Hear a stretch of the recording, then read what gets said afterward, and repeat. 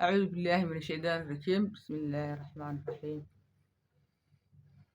dhammaan waxaan salaamayaa soomaali weyn meel kasii joogaan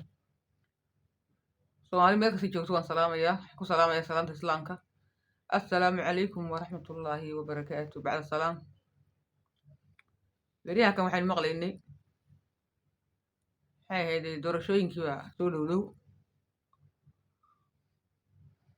marka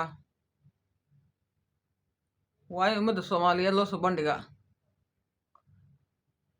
amaba la su-aalaa la weydiiyaa waxay dooran lahaayeen dadka qaar ba waxay leeyihiin maxamed cabdullaahi farmaajoan doonaynaa inuu noo soo noqdo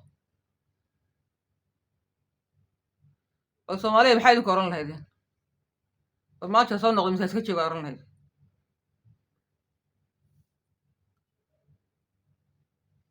anigu run ahaantii waxaan oran lahaa yaanu soo noqonin ku soo noqon waayo sababtu maxay tahay sababtu waxa weeyaan waa waxaynu wada garanayno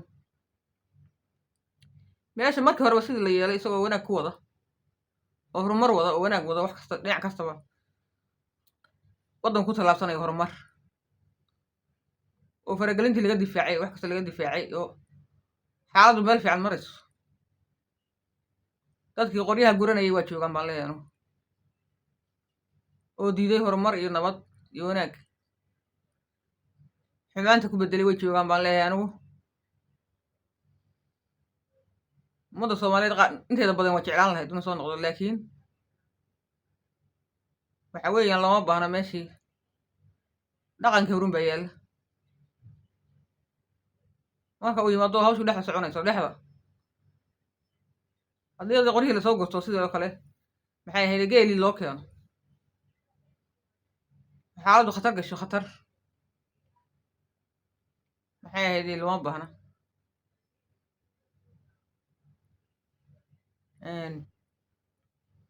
waxa weeyaan tacba khasaar markii hore tacba khasaaray oo arrimihii wixii soo dhisay o dhan iyo ciidamadii wax kasta waa la baabiyo la burburiyey wax walbaba cagtaa la mariyey nidaamkii dowladnimo maba jiro maafi weyn maada dowladnimadii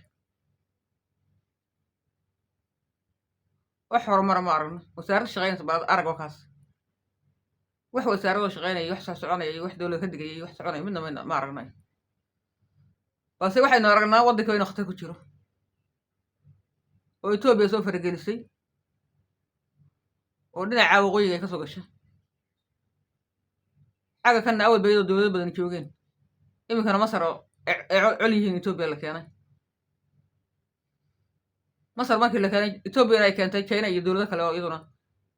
dhinaca kala maxay ahayde xagga amniga kala shaqaynaya marka xaalka waxaan u arkaa xaaladii meel xun inay marayso ay khatar tahay maxay ahayde madaxweynahaas hore ee farmaajo wuu ku fillaan laha waxaas o dhan uu difaaci laha ama siyaasadda ku xalliyo ama si kale ha ku xalliyo maxay ahayde madaxweyne lagu kalsoon yahay buu ahaa hase yeeshee dadkii deegaankaas caasimaddu meesha ahayd deganaa baa majoritygooda ka horyimin wanaaggii oo diiday marka waxaan leeyahay tacba khasaar damba hasgelin meeshan dad dowladnimo doonaya kama muuqdaana ma joogaan